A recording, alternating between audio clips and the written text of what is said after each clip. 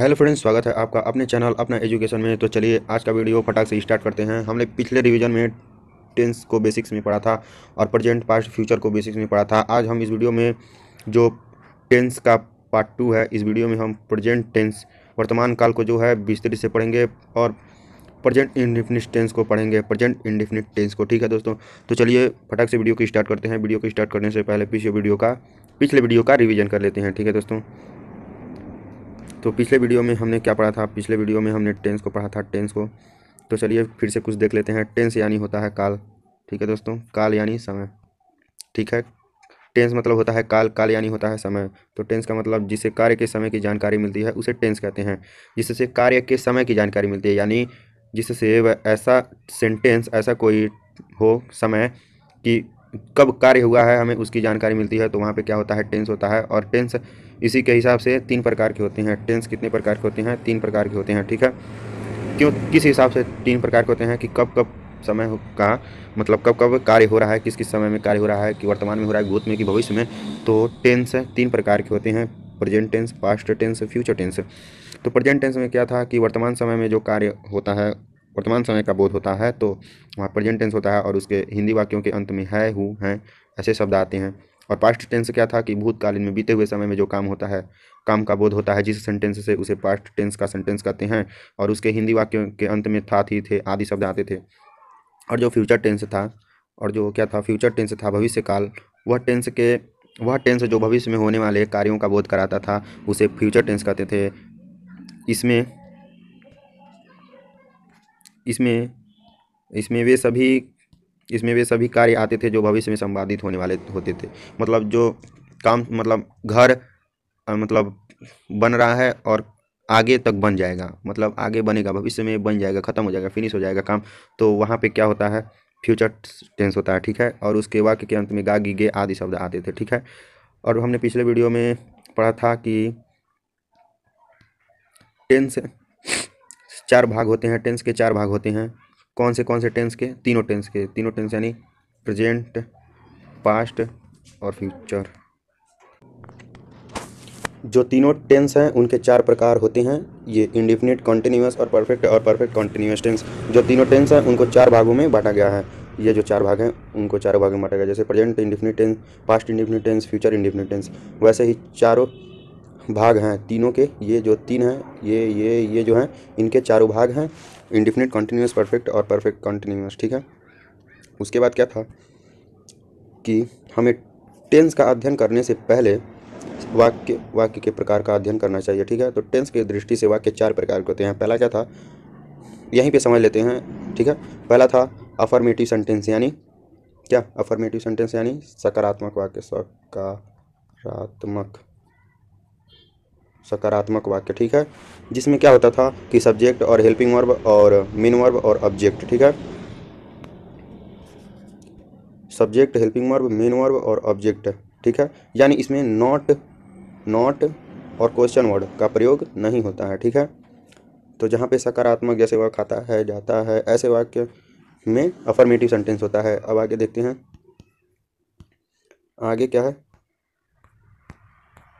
आगे है हमारा वही निगेटिव सेंटेंस, जिसमें अगर कोई सिंपल सेंटेंस है तो उसमें नॉट का प्रयोग कर दिए तो वह क्या हो गया? Negative sentence. ठीक है, तो निगेटिव सेंटेंस में सब्जेक्ट होता है पहले, उसके बाद हेल्पिंग वर्ब, हेल्पिंग वर्ब के बाद नॉट के बाद मेन वर्ब। जैसे वह खाना नहीं खाता है, अगर वह खाना खाता है रहेगा सेंटेंस, तो वह क्या हो गया? सिंपल सेंटेंस, असर्टिव सेंटेंस या अफर्मेटिव सेंटेंस। तीनों एक ही होता है, असर्टिव, अफर्मेटिव और सिंपल सेंटेंस। इसको कभी कभी पॉजिटिव सेंटेंस भी कहते हैं, पॉजिटिव सेंटेंस भी कहते हैं। सिंपल सेंटेंस जो होता है उसको कभी कभी पॉजिटिव सेंटेंस भी कहते हैं। ठीक है, तो इसमें क्या होता है? निगेटिव सेंटेंस में उसमें नॉट आ जाता है। जैसे राम खाना नहीं खाता है, तो नहीं आ गया ना, तो ये क्या हो गया? नकारात्मक वाक्य।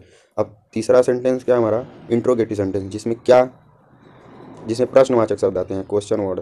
जिसमें क्वेश्चन वर्ड आते हैं वह क्या होता है? Interrogative sentence. तो इंट्रोगेटिव सेंटेंस 2 प्रकार के होते हैं, हेल्पिंग वर्ब से प्रारंभ होने वाले और WS से प्रारंभ होने वाले। मतलब ये जो 2 प्रकार हैं, हेल्पिंग वर्ब वाला क्या होता है? क्या वह खाना खाता है? ठीक है, क्या वह घर जाता है? क्या वह सोता है? ठीक है, क्यों वह खाना खाता है? ठीक है, तो ऐसा अगर हेल्पिंग वर्ब से प्रारंभ होगा, मतलब डू, वाज, वेयर, ऐसा, तो वहाँ पे क्या होगा? इंट्रोगेटिव सेंटेंस होगा। अब इंट्रोगेटिव सेंटेंस 2 प्रकार के होते हैं। हेल्पिंग वर्ब से जो प्रारंभ होने वाले होते हैं उनका आंसर हम यस या नो में दे सकते हैं। ठीक है, यस या यस या नो में, ठीक है। जो हेल्पिंग वर्ब से प्रारंभ होने वाले हैं उनका हम आंसर यस या नो में दे सकते हैं, ठीक है। और जो WH वर्ड यानी क्वेश्चन वर्ड से प्रारंभ होने वाले हैं उनका हम एक लॉन्ग आंसर में देते हैं। कैसे कि तुम क्यों नहीं आए थे, तो हाँ यहाँ तो बताएंगे नहीं, तुम क्यों नहीं आए थे, हाँ नहीं आए थे, तो इसका क्या मतलब है, कोई मतलब नहीं है। तो तुम क्यों नहीं आए थे, किस कारण से नहीं आए थे, इसका मतलब यही हुआ। तो यहाँ पे लॉन्ग आंसर होगा, लॉन्ग आंसर, ठीक है, लॉन्ग आंसर होगा, ठीक। तो इसको भी समझ लिए। अब आगे देखते हैं क्या है। आगे है इंट्रोगेटिव निगेटिव। जो इंट्रोगेटिव सेंटेंस होता है उसमें नॉट आ जाएगा तो क्या होगा वहाँ पे, अगर वहाँ पे नॉट आ गया तो वहाँ पे क्या होगा, इंट्रोगेटिव होगा। और वहाँ पे नॉट आ गया तो नहीं आ गया, तो इंट्रोगेटिव के साथ निगेटिव भी आ गया तो वहाँ पे क्या हो जाएगा, निगेटिव सेंटेंस। जैसे था क्या वह खाना नहीं खाता है, क्या वह खाना नहीं खाता है, तो क्या आ गया तो वह इंट्रोगेटिव हो गया। और उसमें नॉट भी नहीं, क्या वह नहीं नहीं आ गया तो वहाँ पे क्या हो गया, नकारात्मक हो गया। तो प्रश्नवाचक और नकारात्मक दोनों है तो वह क्या हो गया, प्रश्नवाचक नकारात्मक वाक्य यानी इंट्रोगेटिव निगेटिव सेंटेंस, ठीक है। चलिए अब हम आज के टॉपिक को पढ़ते हैं। आज का टॉपिक क्या है, टेंस। टेंस में क्या प्रेजेंट टेंस को पढ़ना है, प्रेजेंट इंडेफिनिट टेंस को आज हम लोग देखेंगे, ठीक है। प्रेजेंट इंडेफिनिट टेंस को आज हम लोग देखेंगे, ठीक है। तो चलिए अब आ जाते हैं अपने टॉपिक पे। हमारा टॉपिक क्या है, पहले उसका पहचान देख लेते हैं कि सामान्यतः हिंदी वाक्यों के अंत में ता है, ती है, ते हैं। अब है तो होगा ही क्योंकि प्रेजेंट है तो होगा, है हूँ, है होगा क्योंकि वो क्या है, प्रेजेंट है, ठीक है, प्रेजेंट टेंस का है।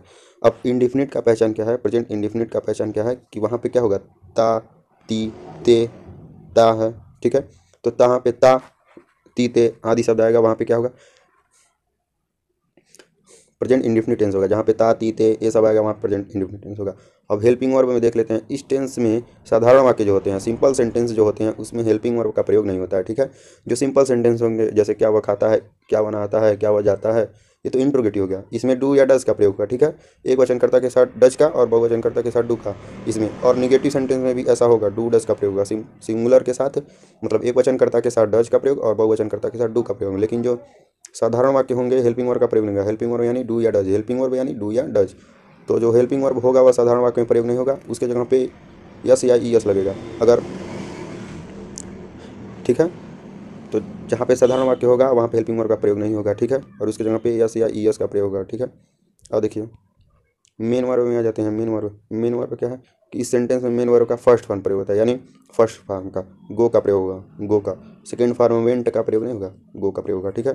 तो किसका प्रयोग होगा, फर्स्ट फॉर्म का, मेन वर्ब का फर्स्ट फॉर्म, ठीक है। अब क्या है, यदि वाक्य साधारण हो तथा कर्ता एक वचन हो तो मेन वर्ब का फर्स्ट फॉर्म के साथ यस, यहाँ पे देखिए थोड़ा सा, ठीक है।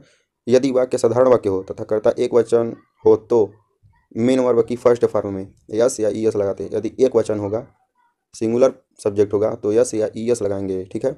और यदि प्लूरल होगा, बहुवचन होगा तो वहाँ पे नहीं लगाएंगे, ठीक है। चलिए आगे देखते हैं। हाई जो सिंपल सेंटेंस सिंगुलर सब्जेक्ट है, नोट है, नोट ये ध्यान में रखिए। जिन क्रियाओं के अंत में, मतलब मेन वर्ब के अंत में, मेन वर्ब के अंत में यस, यस एच, यक्स, ओ ये सब होगा, सी एच डबल एस आदि अक्षर आए तो ई एस जुड़ता है, ठीक है। यानी जैसे फॉक्स हो गया, फॉक्स, तो यहाँ पे क्या जुड़ेगा, ई एस जुड़ेगा, ठीक है, ई एस जुड़ेगा। जैसे क्लास में क्या होता है, C L A double S, class में होता है ना, तो क्लास में ई एस जुड़ेगा, ठीक है। तो जहाँ पे ये सारे होंगे, ठीक है, जहाँ पे यस, यस एच, ओ, सी एच, ये डबल एस ऐसे होंगे, ठीक है, जहाँ पे ऐसे होंगे वहाँ पे क्या होगा, ई एस जुड़ेगा, ठीक है। अब ये विशिष्ट नियम कुछ है उसको देख लेते हैं। विशिष्ट नियम है उसको देख लेते हैं। क्या है कि समाचार पत्र के टाइटल प्रेजेंट इंडेफिनिट टेंस में लिखे जाते हैं, ठीक है। जो समाचार पत्र के टाइटल होते हैं वह प्रेजेंट इंडेफिनिट टेंस में लिखे जाते हैं। जैसे भारत ने श्रीलंका को 161 रन से हराया, भारत ने श्रीलंका को 161 रन से हराया। तो इंडिया क्या है, इंडिया डिफेट्स श्रीलंका बाई 161 रन्स, ठीक है, 161 रन, ठीक है। अब दूसरा एग्जांपल देख लेते हैं। इसका दूसरा एग्जांपल क्या है, किसी भी मैच की कमेंट्री आंखों देखा हाल प्रेजेंट इंडेफिनिट में होता है, प्रेजेंट इंडेफिनिट में। जैसे विराट कोहली ने चौका लगाया, विराट कोहली हिट्स, हिट्स यानी देखो यहाँ पे क्या है, यस या ई एस का प्रयोग हुआ है, ठीक है, यस या ई एस का प्रयोग हुआ है, तो यहाँ पे एस का प्रयोग हुआ है, ठीक है। चलिए आगे देखते हैं। आगे क्या है कि कहावतों तथा मुहावरों प्रेजेंट इंडेफिनिट में होते हैं। जैसे जैसे कहावतें और जो मुहावरे होते हैं वो प्रेजेंट इंडेफिनिट टेंस में होते हैं, ठीक है। जैसे अध्ययन व्यक्ति को पूर्ण बनाता है। रीडिंग मेक्स, मेक्स अब यहाँ पे मेक्स आएगा ना, तो मेक्स यानी यस का प्रयोग हुआ है, तो यह कौन सा टेंस है? प्रेजेंट इंडेफिनिट टेंस है, ठीक है। उसके बाद यदि किसी कथन में वैज्ञानिक साइंटिफिक फैक्ट हो तो वहाँ पे उस कथन में प्रेजेंट इंडेफिनिट टेंस का प्रयोग होता है। कहाँ कहाँ पे इंडेफिनिट टेंस होता है ये बता रहे हैं, ठीक है। कहाँ कहाँ पे होता है? समाचार पत्र के टाइटल पे होता है, मैच की कमेंट्री आंखों देखा हाल पे होता है प्रेजेंट इंडेफिनिट टेंस, और कहावतों मुहावरों में होता है प्रेजेंट इंडेफिनिट टेंस।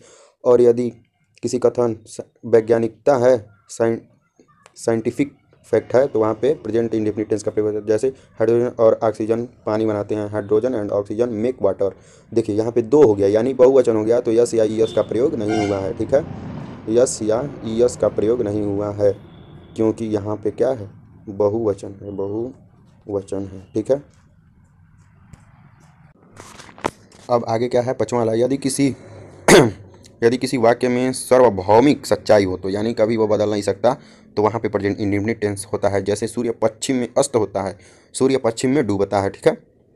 तो the sun sits in west, the sun sits in west, ठीक है। चलिए अब हम जो था यहाँ पे present indefinite continuous perfect, perfect continuous, तो हम क्या पढ़ रहे हैं? हम क्या पढ़ रहे हैं? प्रेजेंट क्या पढ़ रहे हैं जी?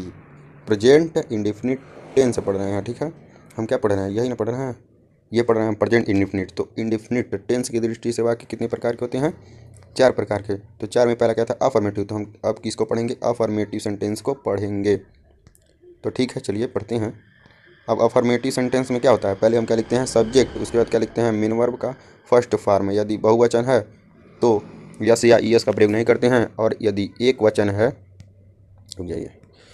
यदि एक वचन है तो वहाँ पे यस या ईएस का प्रयोग करते हैं, ईएस या यस का प्रयोग करते हैं। उसके बाद ऑब्जेक्ट लिखते हैं, उसके बाद ईटीसी लिखते हैं, ठीक है। तो एग्जाम्पल के हिसाब से समझते हैं हम लोग कि वह हमेशा सच बोलता है। अब यहाँ पे क्या है?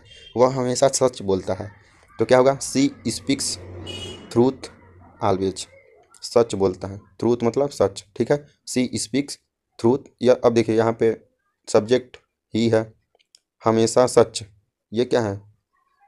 बोलना क्या है? स्पीक्स, ये क्या है? मेन वर्ब, मेन वर्ब लिखना है सब्जेक्ट की बात। तो एक वचन है सब्जेक्ट तो यस या ईएस का प्रयोग होगा, ठीक। एक वचन है सब्जेक्ट तो यस या ईएस का प्रयोग होगा। तो स्पीक मतलब बोलना और इसमें यस का प्रयोग हो गया, ठीक है। और सच सच ट्रूथ, और ऑलवेज मतलब हमेशा। यहाँ पे क्या था? पहला एग्जाम्पल कि वह हमेशा सच बोलती है, she speaks truth always, always means हमेशा। तो यहाँ पे चलिए हो गया पहला एग्जाम्पल। अब दूसरे एग्जाम्पल को देखते हैं। हम रोजाना क्रिकेट खेलते हैं। यहाँ पे देखिए हिंदी वाक्य में ते आया और हैं आया, है आया तो प्रेजेंट है, ते आया तो इंडिफिनिट है, ठीक है। अब वी हम क्या है? बहुवचन है, तो वहाँ पे यस या यस का प्रयोग नहीं होगा, ठीक है। हम यानी एक लोग तो खेलते नहीं हैं, 11 प्लेयर होते हैं एक टीम में, ठीक है। वी मतलब हम, सब्जेक्ट है। प्ले यानी खेलना, तो मेन वर्ब हो गया खेलना, ठीक है। तो अब यहाँ पे क्या है? बहुवचन है तो यस या यस का प्रयोग नहीं होगा, ठीक है। अब रोजाना क्रिकेट, तो क्रिकेट डेली, क्रिकेट मतलब क्रिकेट, डेली मतलब रोजाना, ठीक है। अब अगले एग्जाम्पल को देखते हैं। रोजाना बरसात होती है, इट्स रेन डेली, ठीक है। इट्स रेन डेली, या रेन्स डेली भी लिख सकते हैं, डेली रेन्स भी लिख सकते हैं, ठीक है। आगे चलते हैं।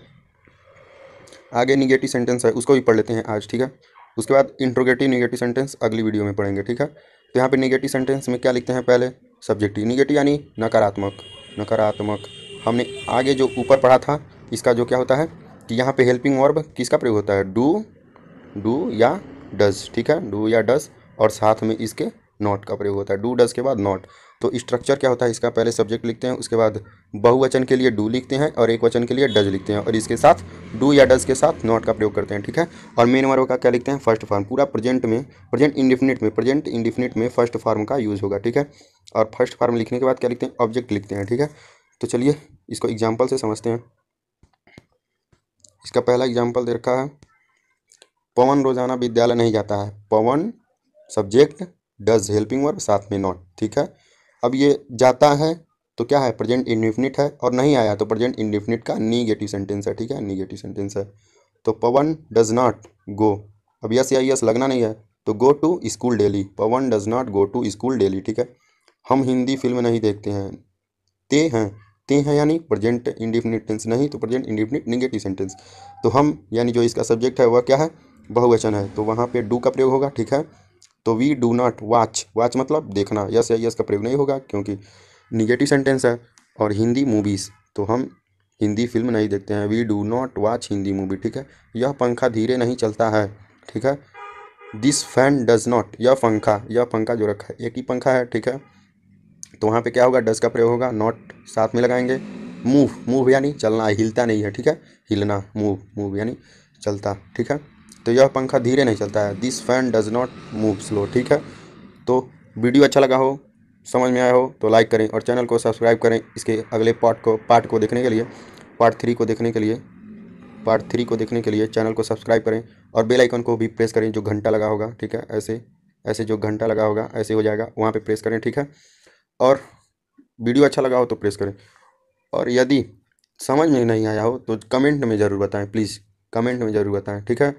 तो धन्यवाद, चलते हैं, आप भी चलिए। और हाँ, एक बात और है कि नोट्स बना लीजिए, वीडियो को पॉज करके देखेंगे, कब तक नोट्स रहेगा तो कभी भी कापी खोल के देख सकते हैं, ठीक है। तो इसी के साथ चलिए, गुड नाइट, गुड इवनिंग, जब भी आप लोग देख रहे हो, गुड मॉर्निंग, ठीक है। तो चलिए, अगले वीडियो में मुलाकात होगा, ठीक है।